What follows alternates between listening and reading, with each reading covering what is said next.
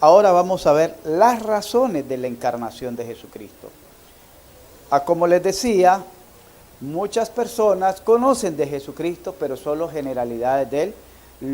Hay personas que conocen de Jesucristo y se identifican como cristianas sin saber el significado de ello, y no es que las minimicemos, sino que cuando se les dio el nombre de cristianos por primera vez a los seguidores, a los del camino le llamaban, a los discípulos de Jesucristo, les llamaban los del camino, fue en Antioquía, y eso sale en el capítulo 11 del libro de los Hechos.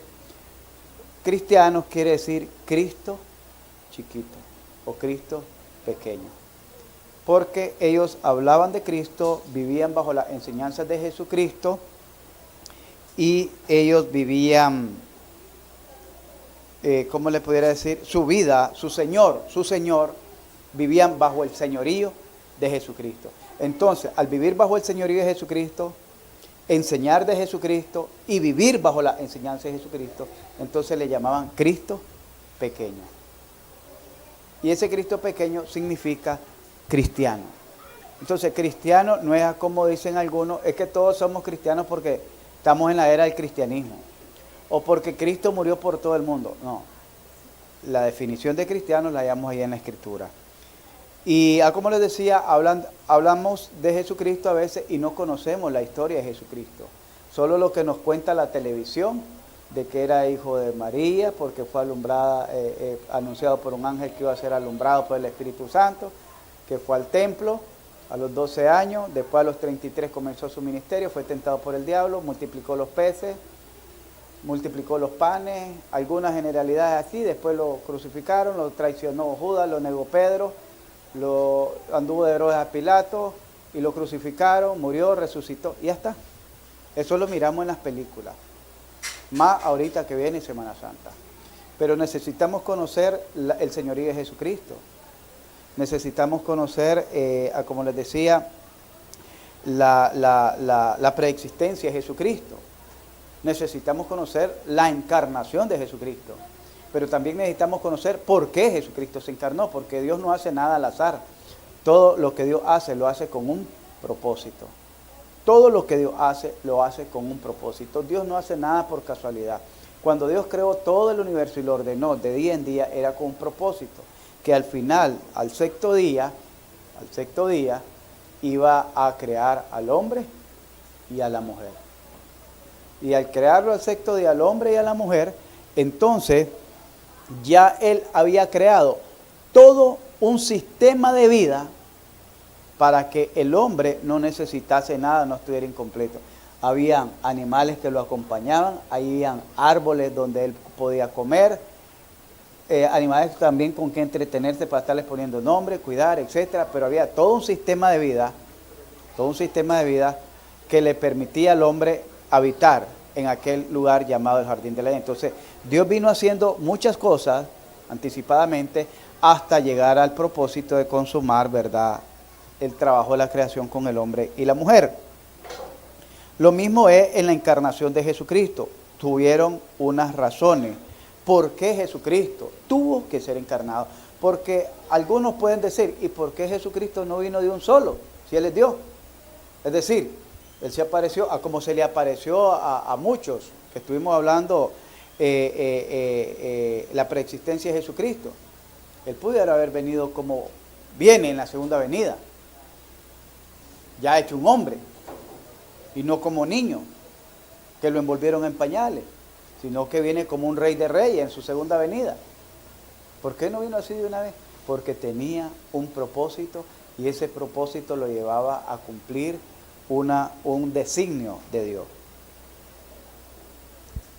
Pudiéramos preguntarnos, ¿por qué la encarnación de Jesucristo?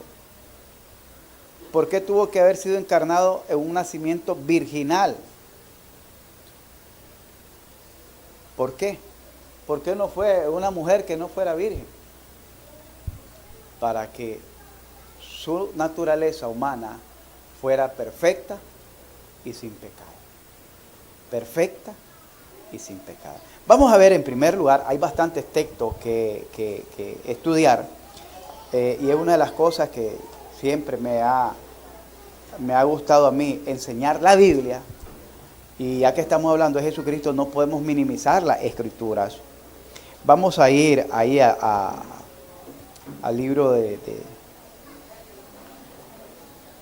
Hebreos, donde había leído el hermano, capítulo 2, para que despeguemos, Hebreos capítulo 2.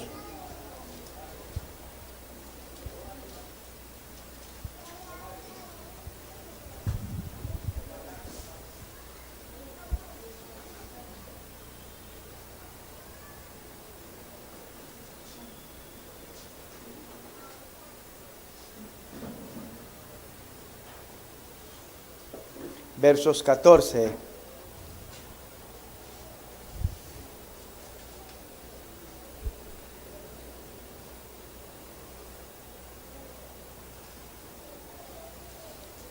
al 18. ¿Lo tenemos? ¿Me siguen con la vista, por favor?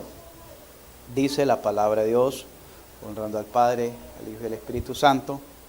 Así que, por cuanto los hijos participaron de carne y sangre, él también participó de lo mismo, para destruir por medio de la muerte al que tenía el imperio de la muerte, esto es, al diablo, dice, y librar a todos los que por el temor de la muerte estaban durante toda la vida sujetos a servidumbre, porque ciertamente no socorrió a los ángeles, sino que socorrió a la descendencia de Abraham, por lo cual debía ser en todo semejante a sus hermanos, para venir a ser misericordioso y fiel sumo sacerdote en lo que a Dios se refiere, para expiar los pecados del pueblo, pues en cuanto él mismo padeció siendo tentado, es poderoso para socorrer a los que son tentados. Ahí nomás donde está, incline su rostro, vamos a orar. Señor y Padre que estás en los cielos, una vez más, Señor, te damos gracias y rogamos, mi Dios, que en esta noche nos hables a nuestro corazón, nos hable a nuestro espíritu y nos enseñe lo que tú quieres que aprendamos. Ayúdanos, Señor, a entender, a conocer mejor a Jesucristo, porque conociendo mejor a tu Hijo, podremos tener una mejor comunión con Él, y esto nos permitirá llevar una vida más apegada a Él. Por Jesucristo nuestro Señor y Salvador te lo pido con acciones de gracia. Amén. Dice aquí vamos a ver, dice que así por cuanto los hijos participaron de carne y de sangre. Los hijos. No está hablando en términos genéricos la humanidad, está hablando los hijos de Dios. Y eso ya lo hemos visto en otro estudio. Él también participó de lo mismo, para destruir por medio de la muerte al que tenía el imperio de la muerte. Ahí miramos entonces uno, pero lo vamos a seguir viendo más adelante. Pero lo que les quiero enseñar está más en el verso 16. Porque ciertamente no socorrió a los ángeles, sino que socorrió a la descendencia de Abraham. En Génesis capítulo 12, versos 3 dice: y en tu simiente serán benditas todas las familias de la tierra. Y entonces aquí nos dice que Él no socorrió, es decir, Él no murió, Él no fue crucificado por los ángeles, Él no se constituyó en gran sumo sacerdote para interceder por los ángeles. Él fue crucificado y Él muere y resucita por nosotros, los hijos de Dios. Por los hijos de Dios. ¿Y quiénes somos los hijos de Dios? La simiente. Una vez yo le enseñé por qué nosotros somos parte de la simiente de Abraham. Dice, por medio de la fe. Somos hijos de Abraham. Pero eso fue un tema que yo le enseñé hace algunos domingos atrás, sobre esto de que nosotros somos también hijos de Abraham. Nosotros somos hijos de Abraham. Hijos por medio de la fe. Jesucristo se encarnó para revelar Oiga bien, el primer propósito es que Jesucristo se encarnó en primer lugar para revelar al Dios invisible. Y dice el verso Colosenses 1:15, y Él es la imagen del Dios invisible, el primogénito de toda creación. Pero ahí está enfatizando que Él, Jesucristo, es la imagen del Dios invisible. Tanto el mismo Jesucristo como en el Antiguo Testamento, y en ahí también creo que en las cartas del apóstol Pablo, en Hebreos, dice, a Dios nadie le ha visto jamás. Y ahí es donde algunos dicen, se contradice la Biblia, porque aquí dice que a Dios nadie le ha visto jamás, y dice que Jacob luchó con Dios, has luchado con Dios y has vencido. Y dice que Moisés miró a Dios. Pero lo que miraron ellos, creo que eso le hice mención la vez pasada, fue una teofanía, una aparición, ¿verdad? Un antropoformismo que tomó forma Dios para darse a conocer al hombre. Tomó forma Dios. Pero en su esencia divina, nadie lo ha visto a Dios. Nadie. Pero Jesucristo lo vino a dar a conocer. Dice, Él es la imagen de Dios, del Dios invisible. En Hebreos 1:3, ahí a la parcita donde estamos, en Hebreos 1:3 dice, el cual siendo el resplandor de su gloria, hablando de Jesucristo, y la imagen misma de su sustancia, y quien sustenta todas las cosas con la palabra de su poder, habiendo efectuado la purificación de nuestros pecados por medio de sí mismo, se sentó a la diestra de la majestad en la altura. Está hablando de que Jesucristo se encarnó para dar a conocer, para revelar al Padre, darnos a conocer al Padre. Vamos a ir ahí en San Juan capítulo 1, versos 18, San Juan capítulo 1, versos 18, ahí nos aclara un poco más el escritor, el apóstol Juan. Dice a San Juan 1:18, a Dios nadie le vio jamás. El unigénito Hijo que está en el seno del Padre, Él le ha dado a conocer. Nosotros conocemos de Dios porque Jesucristo vino a darnos a conocer a ese Dios. Recuerdan que en el caso de nosotros los gentiles, allá en el libro de Hechos, creo que en el capítulo 17, cuando estaba Pablo con los atenienses, y llega Pablo y entra a la ciudad, y dice que se enardecía su espíritu al verlos entregados a la idolatría, porque miraba, dice, como una galería, por decirle así, de todos los dioses habido y por haber, para que cada turista, pudiéramos decir en contexto nuestro, cada turista, cada comprador, cada que llegaba comerciante, porque era una ciudad muy importante, Atenas, por la filosofía griega. Entonces cada quien que llegaba y quería pagar un voto a su Dios, entonces ahí estaba San Caralampio, San Caralimpia, y todos estaban ahí en una galería. Y si acaso faltaba alguno que ellos no conocieran, entonces estaba uno que decía una inscripción al Dios no conocido, al que no conocemos nosotros, pero ustedes lo conocen, a ese les pueden ofrendar. Ahí había para todo mundo, para todos los gustos. Entonces Pablo les dice, a ese Dios que no conocen, a ese es el que yo les vengo a predicar. Entonces nosotros notamos, hermano, que es Cristo, el propósito de Cristo, de su encarnación, es dar a conocer a ese Dios desconocido.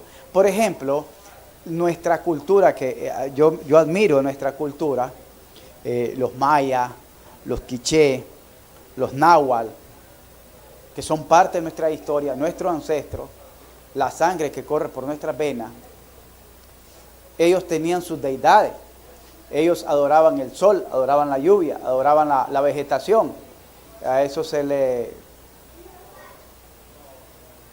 me acuerdo cómo se le da el nombre a esto de adorar la naturaleza. Todos ellos adoraban todo.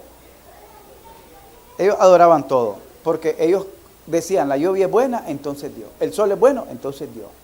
Y nosotros encontramos todavía ahí, en nuestra preciosa laguna, de donde antes abastecían de agua toda Managua, la imagen de Quetzalcóatl, que es la serpiente emplumada, que era para ellos era un dios porque decía que movía las aguas, agitaba las aguas, los mitos de ellos, ¿verdad?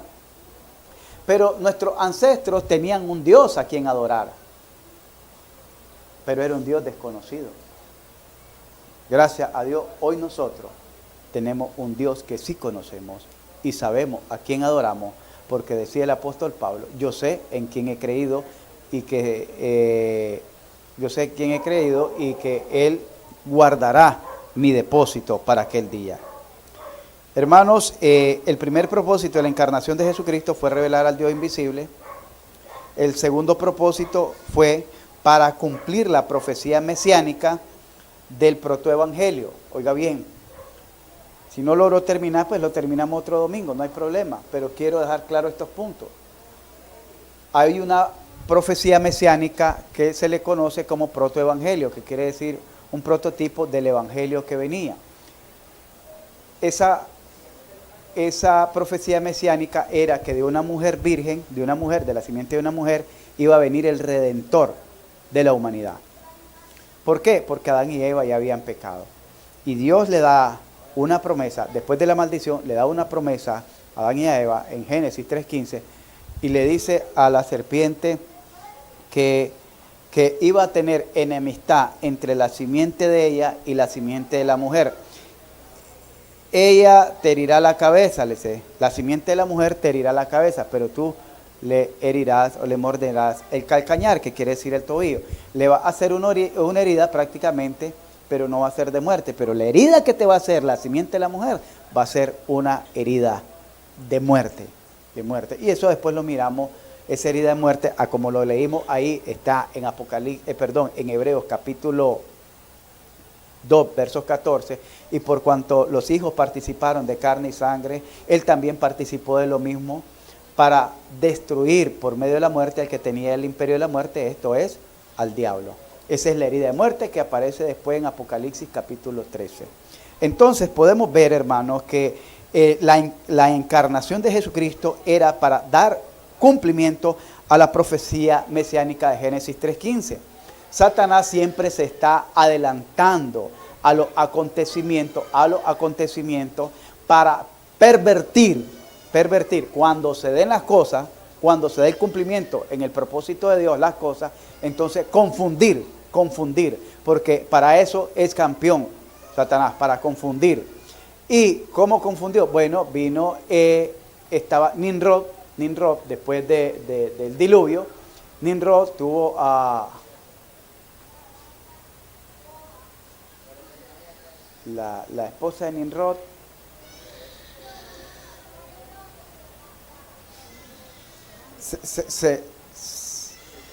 Seramis, algo así, Seramis.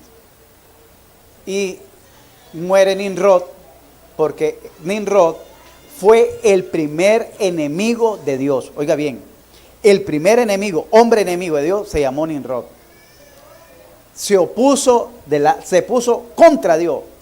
Y por eso es que Dios, a veces no conocemos mucho, es que para la construcción de la Torre de Babel, porque él edificó la Torre de Babel, él fue el que inclinó a la apostasía, a la primera generación de la humanidad después del diluvio, y Seramis se llamaba la esposa de Nimrod, muere Nimrod, y entonces ella queda embarazada de Tammuz, y entonces dice que fue por milagro, que queda embarazada de Tammuz, y Tammuz es el hijo del sol, porque fue por un milagro, hijo del sol. Entonces ellos están diciendo que en ellos se está cumpliendo Génesis capítulo 3, versos 15. Oiga bien, Satanás está usando esa profecía para ya ir contaminando las mentes. Y por eso nosotros miramos mucha similitud en la celebración de la madre con el hijo en diciembre, con Venus y como 4 más. Mujeres, la de Babilonia, la de Roma y la María. 4 similitudes y todas ellas salen cargando un niño. Todas ellas salen cargando el mismo niño y al mismo lado. Y casi salen con el mismo resplandor en la cabeza. De la antigüedad de Mesopotamia y la actualidad de la que celebran el nacimiento. La encarnación de Jesucristo entonces fue para cumplir la profecía mesiánica del protoevangelio, donde dice, y pondré enemistad entre tu simiente y la simiente de la mujer. Quiere decir la palabra simiente, descendencia. Tenía que venir una descendencia por medio de la mujer. Dijimos, ¿quién es la que da a luz? La mujer. El hombre solo pone la semilla, pero quien da a luz a la vida es la mujer en el vientre. ¿Verdad? Es la mujer en el vientre. Entonces, la simiente, dicen, ¿por qué no es de la simiente del hombre si el hombre es el que embaraza a la mujer? Porque dijimos, él proviene, la mujer es la que da luz. Y eso sale también en Apocalipsis capítulo 12. Y pondré enemistad entre tu simiente y la simiente suya. Jesucristo tenía que venir y cumplir esa profecía. Y para poderla cumplir tenía que nacer de una mujer. Nacer de una mujer. En tercer lugar, Jesucristo se encarnó. Ya les dije, para garantizar el pacto davídico. Les dije que en Génesis capítulo 12, que vamos a ir primero, y después lo llevo a Génesis 12. Vamos a ir a Mateo capítulo 1. Rapidito, Mateo capítulo 1, el primer versículo. El que lo haya me dice, ya le gané, pastor, aquí lo tengo. Usted tiene artritis en los dedos. Dice, le gané. Libro de la genealogía de Jesucristo, hijo de David, hijo de Abraham. Mateo está escribiendo y comienza, hijo de David, hijo de Abraham. ¿Quién debería haber sido primero? ¿Abraham o David? Entonces quiere decir que lo puso al revés. Ahí hay un propósito.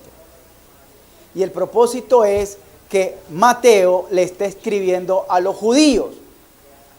Y los judíos esperaban a su Mesías. Y el Mesías que que ellos esperaban tenía que ser un descendiente de David. Entonces, el escritor, inspirado por el Espíritu Santo, le está de introducción con el primer versículo, le está demostrando que Jesucristo es el hijo de David, de la simiente de Abraham. ¿Cuál simiente? Aquella que dice Génesis 2:3, en tu simiente serán benditas toda la familia de la tierra. Entonces, lo que está haciendo ahí el escritor Mateo es demostrándole que en Jesucristo se da el cumplimiento de esos dos pactos o profecía. El pacto que Dios hizo con Abraham y el pacto que Dios hizo con David, que vamos a ver ahorita. Vayamos a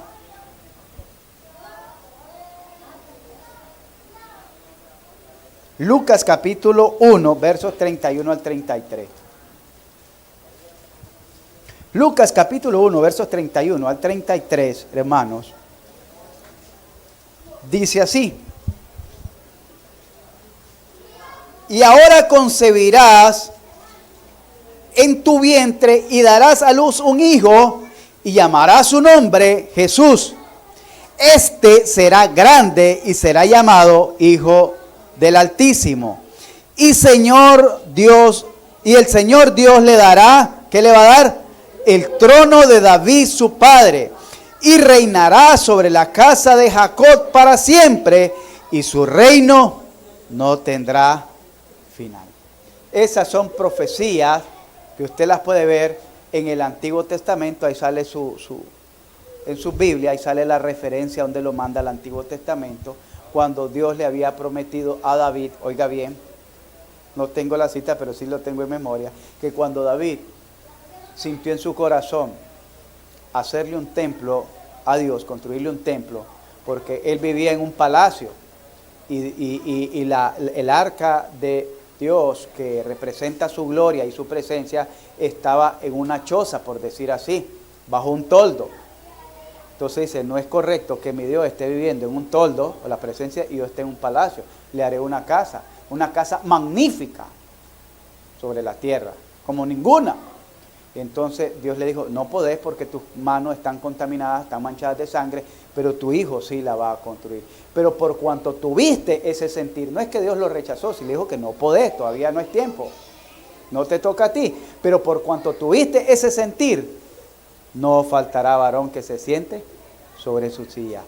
Y de ti, dice, saldrá uno que su reino no tendrá final, sino que su reino será para siempre. ¿Ves? Eso debe salir, me imagino, en el libro o en segundo de Samuel, por ahí. Ya lo tiene, es que ahí lo tiene. ¿Ves? Me van a poner uno aquí a mí para estar viendo también. Entonces miramos que la encarnación de Jesús, de Jesucristo, tuvo un tercer propósito y era garantizar el pacto davídico. El cuarto propósito que tuvo, y esto es maravilloso para nuestro oído, maravilloso, es que Jesucristo tuvo que haberse encarnado para hacer el sacrificio por nuestros pecados. Vayamos primero, que no lo tengo, pero solo le voy a poner primera, el Evangelio de Juan, capítulo 1, creo que anda por el versos 28, donde dice, versos 36, y mirando a Jesús que andaba por ahí, dijo, he aquí el Cordero de Dios.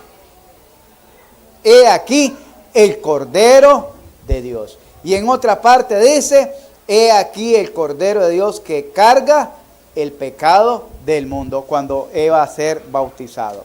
¿Qué quiso decir Juan el Bautista cuando lo mira y dice, he aquí el Cordero de Dios? He ahí el sacrificio por nuestros pecados. Porque ¿qué representaba el Cordero de Dios? El mismo Cordero de Dios que utilizó para cubrir el pecado de Adán y Eva, el mismo Cordero que utilizó para redimir a Noé y a su familia, el mismo Cordero que utilizó con Moisés allá al salir de Egipto como esclavo, para redimir a todo el pueblo de Israel a través del sacrificio pascual que se conoce, que quiere decir que Dios pasó por alto el pecado de aquella persona, es decir, no los culpó, sino que los pasó por alto. Entonces Jesucristo era necesario su encarnación para poder hacer efectiva el sacrificio por sus pecados y por mis pecados. Oiga bien, Jesucristo no vino a morir en una cruz del Calvario para que Mel Gibson hiciera una película, se volviera famoso y cada uno de nosotros la miráramos en Semana Santa, lagrimeáramos ahí, estuviéramos sentaditos y hoy no comemos ni carne ni nada porque no se come eso en Semana Santa y no se enciende el fuego ni nada de eso. No fue para eso que vino a morir Jesucristo en una cruz del Calvario. Vino a morir por sus pecados y por mis pecados. Hebreos capítulo 2, versos 9, donde estábamos leyendo, ahí lo explica de una manera clara.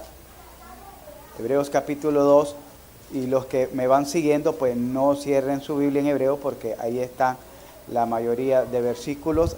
Dice, pero vemos aquel que fue hecho menor. Dice, pero vemos aquel que fue hecho un poco menor que los ángeles, a Jesús, coronado de gloria y de honra a causa del padecimiento de la muerte, para que por la gracia de Dios gustase la muerte por todos. Entonces, ¿por quién murió Jesucristo? Dice, gustase la muerte por todos. Vamos a ver, ahí nomás en Hebreos capítulo 10, versos 4 y 5, dice, porque la sangre de los toros y de los machos cabríos no puede quitar los pecados.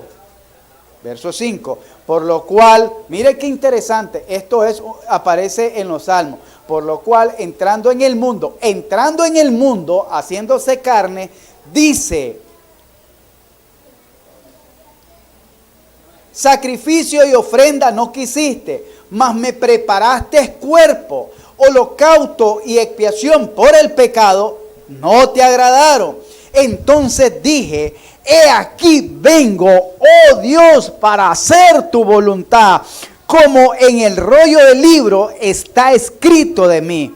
Diciendo primero, sacrificio y ofrenda y holocausto y expiación por el pecado, no quisiste ni te agradaron, las cuales cosas se ofrecen según la ley. Y diciendo luego, he aquí vengo, oh Dios, para hacer tu voluntad. Quita lo primero para establecer esto último. ¿Qué era lo primero? Los pobres animalitos. ¿Cuál es lo último? Él.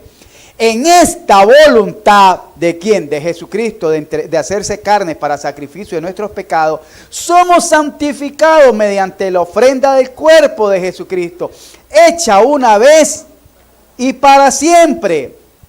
Ya no hay más sacrificio por el pecado. El que ya no recibe el sacrificio de Jesucristo como suficiente ofrenda para Dios, para el pecado, ya no le queda nada más que ofrecer. Nada más, porque lo que Cristo está enseñando es que ya los sacrificios humanos y animales y carnales, ya eso Dios no lo recibe. Lo único que recibió Dios para expiación de nuestros pecados fue el sacrificio de Jesucristo, su Hijo amado. Y dice que en esa voluntad somos todos santificados. Pero Cristo dice, versos 12, habiendo ofrecido una vez y para siempre un solo sacrificio por los pecados, se ha sentado a la diestra de Dios. De ahí en adelante esperando hasta que sus enemigos sean puestos por estrado de sus pies. Porque con una sola ofrenda, un solo sacrificio, un solo... Dice un solo sacrificio, una sola ofrenda, dice, hizo perfecto para siempre a los santificados. Cuando dice, oiga bien, ese versículo, con una sola ofrenda, hizo perfecto para siempre a los santificados, ya no necesitamos añadir más. Déjeme decirle, las oraciones sirven para que nosotros tengamos comunión con Dios, pero las oraciones no quitan pecado. El ayuno no quita pecado. La ofrenda no quita pecado. Su diezmo no quita pecado. Que usted venga a la iglesia, eso no quita el pecado. Que usted lea su Biblia, no quita el pecado. Le ayuda a vencer el pecado, pero no lo quita. Los animalitos quitaban la culpa, pero no quitaban el pecado. Porque si los animalitos que sacrificaba el pueblo de Israel quitaran el pecado, entonces ¿para qué vino Cristo? Lo que hacían era, dice, apaciguar la ira de Dios. ¿Qué quiere decir? Quitar, dice, la culpa, pero no el pecado. Cristo es el único sacrificio que puede quitarnos el pecado. Limpiarnos de todo pecado, limpiarnos y liberarnos del dominio, del poder del pecado, de la paga del pecado, de la condenación del pecado, del dominio del pecado. El único es Jesucristo. Y por eso tuvo que hacerse carne y hacer un solo sacrificio de una vez y para siempre. Y cuando dice perfecto, es que ya la gente ya no necesita nada más que hacer. Lastimosamente, las personas que no conocen esto, por eso hoy las vemos en Vía Crucis. En agosto lo miramos pagando promesas, subiendo de rodillas, etcétera. Hay gente que hace tantos sacrificios, tantos pactos, ya no necesita eso. Con una sola ofrenda nos perfeccionó para siempre.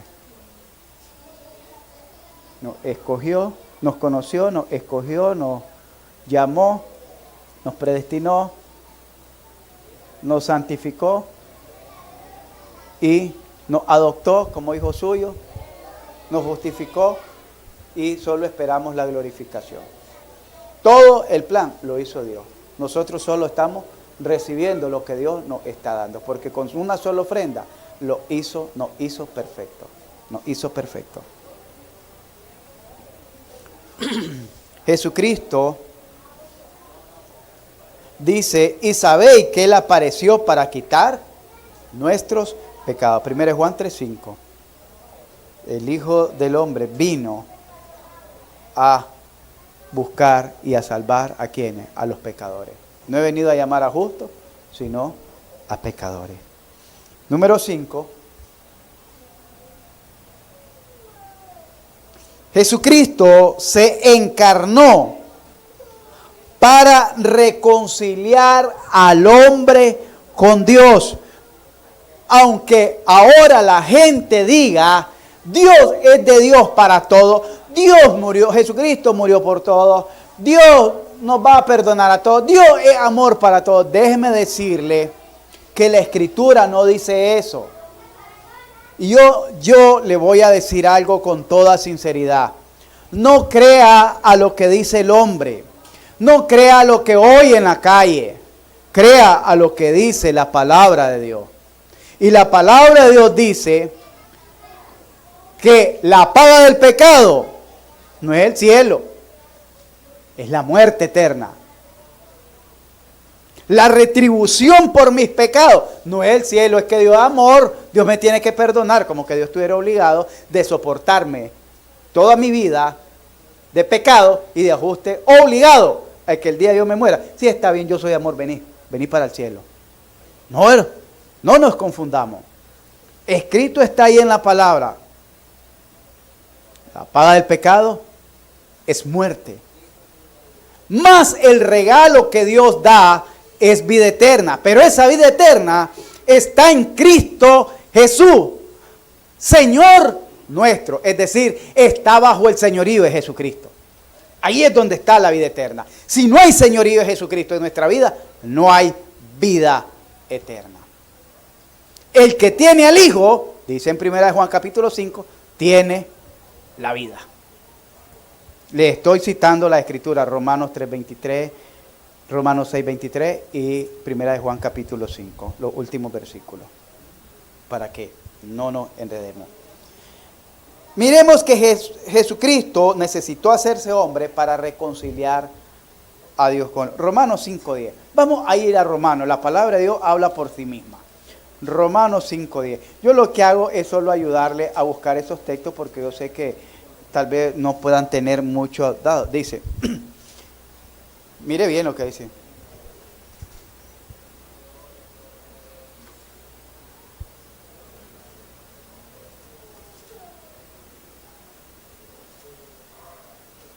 Verso 10, ¿qué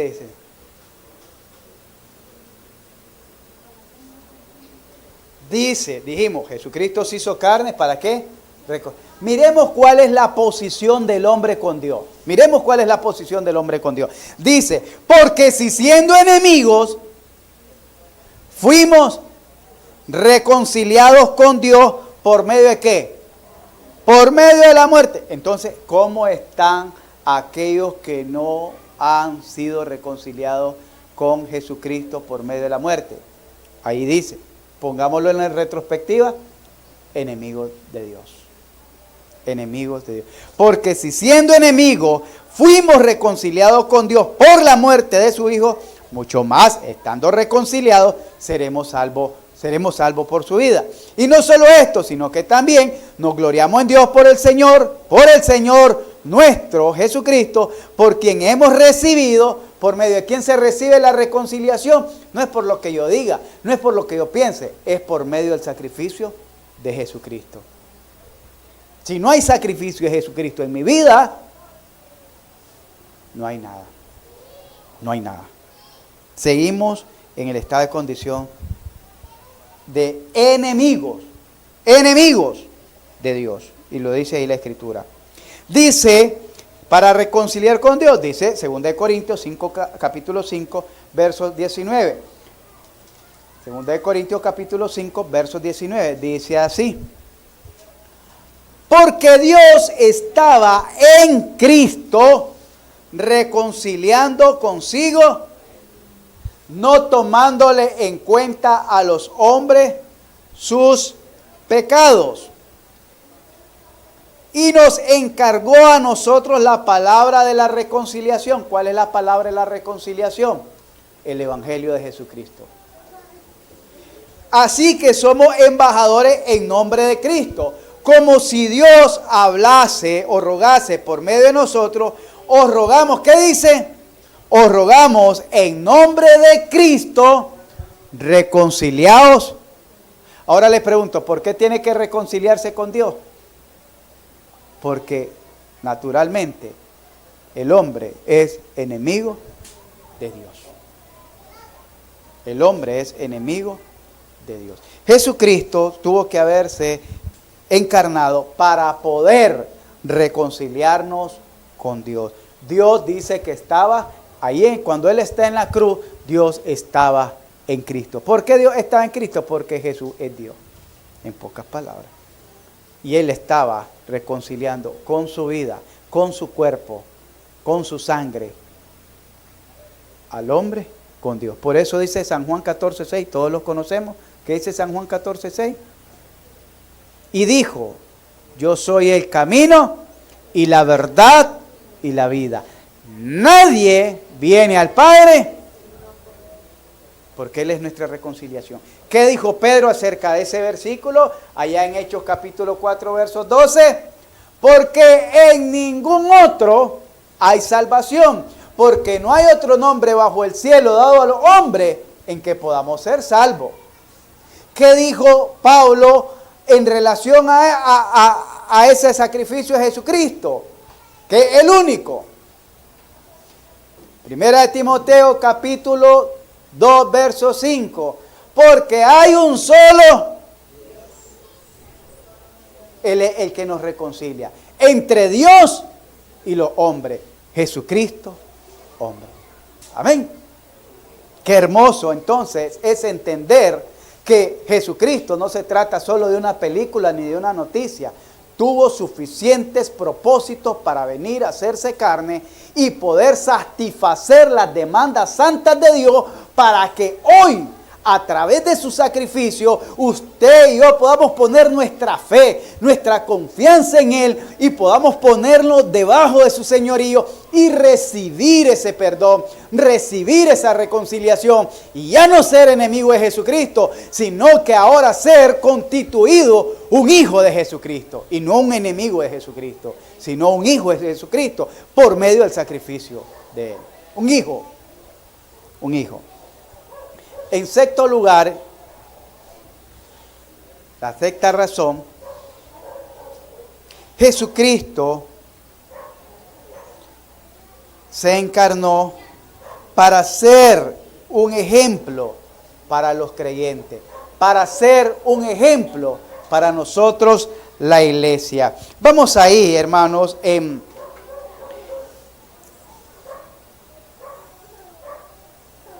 Primera de Juan 2:6. Ahora sí se van a ejercitar bastante, se les va a quitar el artritis. A mí me ha quitado. Miren.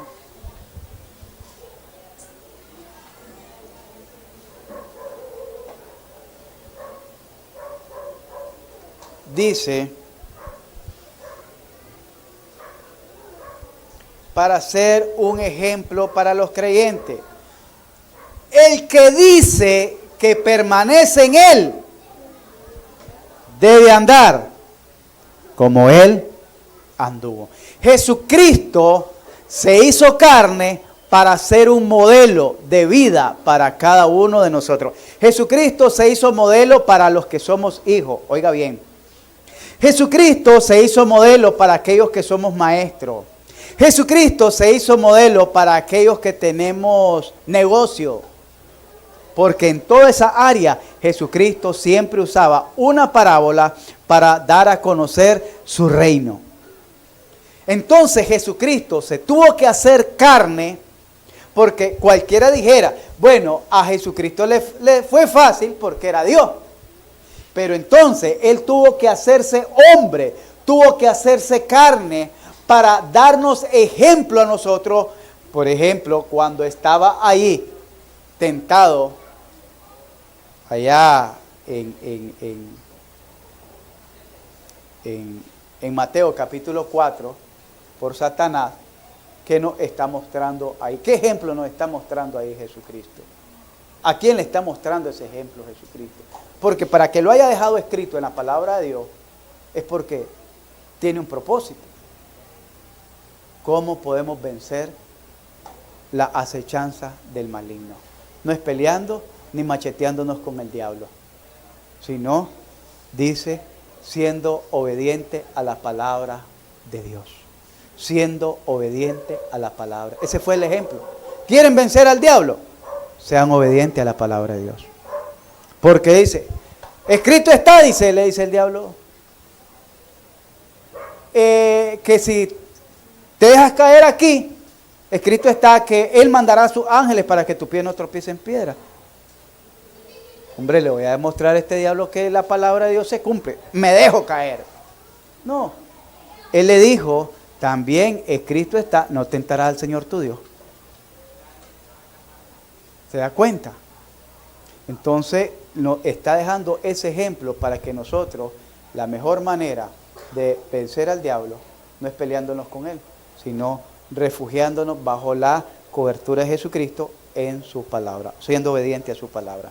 El Señor te dice, no, pero tú dices, no, yo puedo. Ah, pues desde ahí ya vas mal. Desde el momento que dudas, vas mal. Entonces dijimos que el sexto lugar para que Jesucristo se hizo carne es para que nosotros miremos que Él era hombre. La vez pasada enseñamos, Él se sudaba.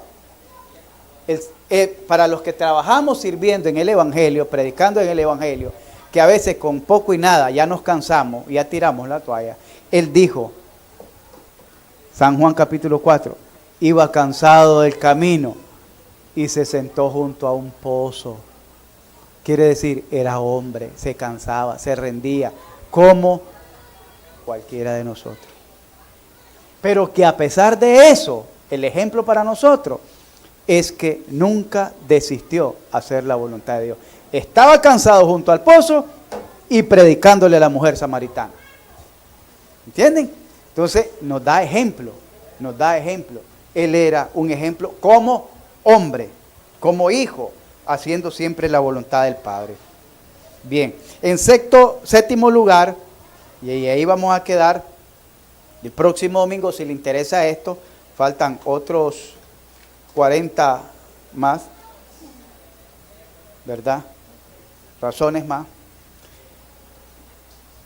Para proveernos un sumo sacerdote. Y usted dirá, ¿para qué queremos eso nosotros? El sumo sacerdote en el Antiguo Testamento era el que presentaba el sacrificio ante Dios una vez al año. En el séptimo mes, creo que era el 10º día. Sacrificaba unos corderos para los pecados del sacerdote y los del pueblo, una vez al año, expiación. Entonces, y cada vez que moría un sacerdote tenía que ser repuesto por otro, ¿verdad? Pero eso ¿para quién era? Para el pueblo de Israel. Nosotros teníamos sacerdotes. Los que teníamos eran unos chamanes, que eran los de las tribus. Se fumaban unas pipas y miraban los espíritus. Sí, la historia lo cuenta. Es que yo estudié bastante la historia. Tengo 2 libritos que le llaman de historia de Nicaragua y ahí cuentan de Océano. Cómo era la historia de Nicaragua precolombina, antes que viniera Colón, cómo vivíamos, había gente y todo eso. Bien bonito, no éramos, como dicen, que andábamos taparrabos, que éramos ignorantes, no, había civilización. Entonces, nosotros no teníamos un sumo sacerdote que intercediera por nuestros pecados delante de Dios, no lo teníamos. ¿El mundo lo tiene? No lo tiene el mundo. El sumo sacerdote es para el pueblo de Dios. Vamos ahí ir terminando. Hebreos 2:17 y Hebreos 2:17. Vamos a ver, porque Hebreos habla bastante de esto. Una vez yo les di la clase, les di el estudio del libro de Hebreos a los hermanos. Espero tal vez este año, más adelantito, volvemos a estudiar este libro. Es precioso porque nos habla también de Jesucristo. Todo el libro de Hebreos nos habla de Jesucristo y nos hace ver quién es Jesucristo. Les dije, Hebreos 2:17 dice así: por lo cual debía ser en todo semejante a sus hermanos, para venir a ser misericordioso y fiel sumo sacerdote en lo que a Dios se refiere, para expiar los pecados del pueblo. Es decir, en lo que a Dios se refiere. ¿Qué quiere decir esto? Antes el pueblo llevaba un animalito, yo pecaba, entonces quería limpiar la culpa de mi pecado, entonces llevaba un animalito, lo presentaba ahí en la entrada del tabernáculo,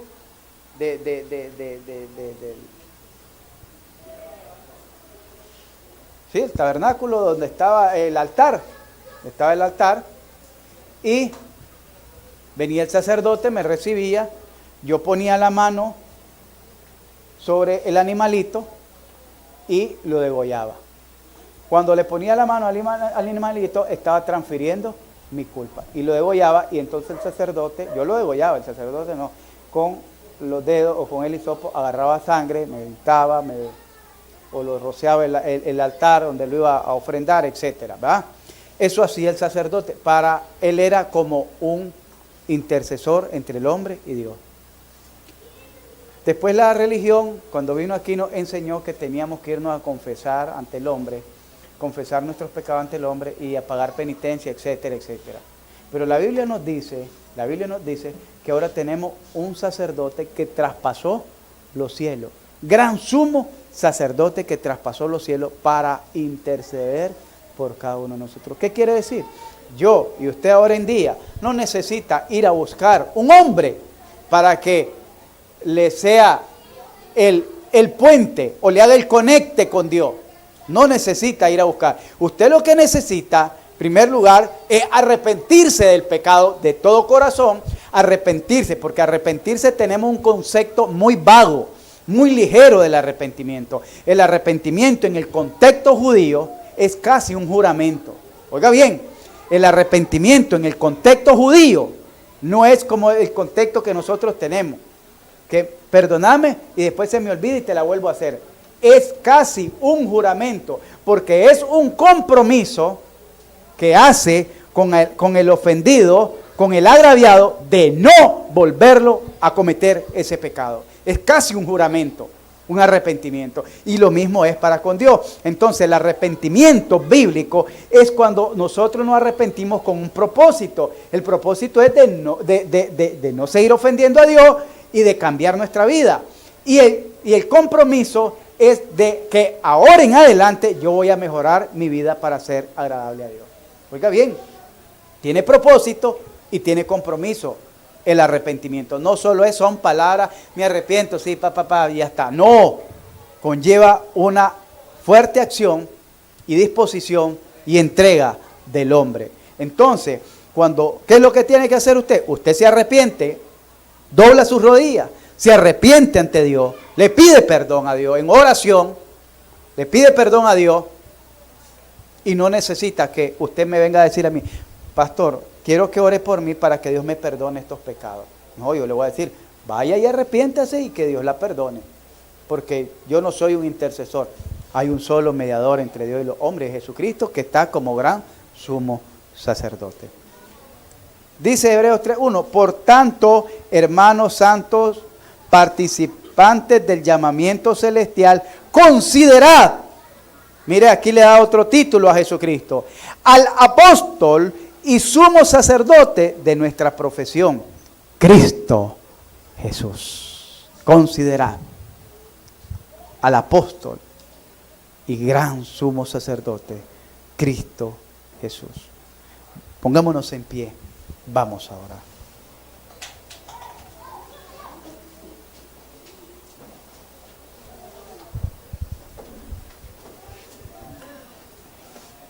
Señor y Padre que estás en los cielos, gracias te doy, mi Dios, porque me permites,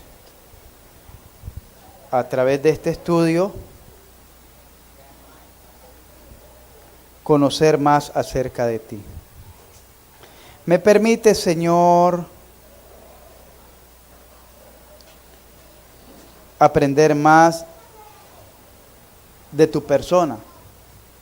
de no conocerte de oídas o de razones, sino que yo puedo ver en tu palabra quién es Jesucristo.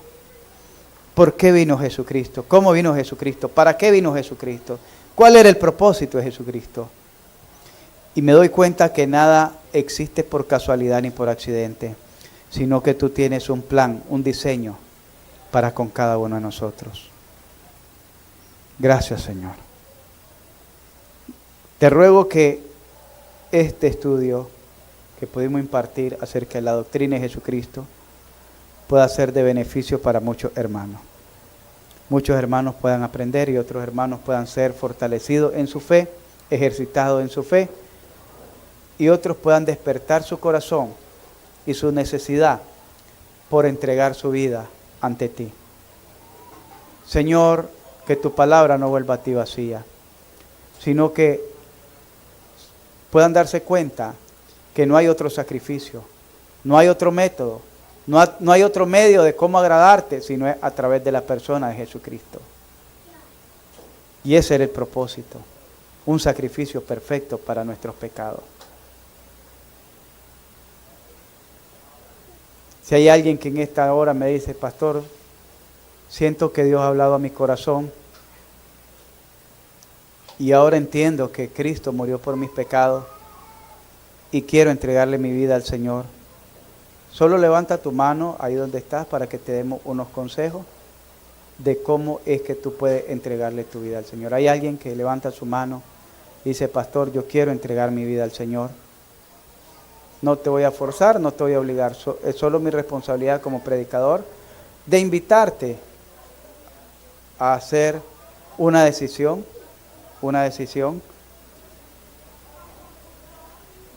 para tu vida,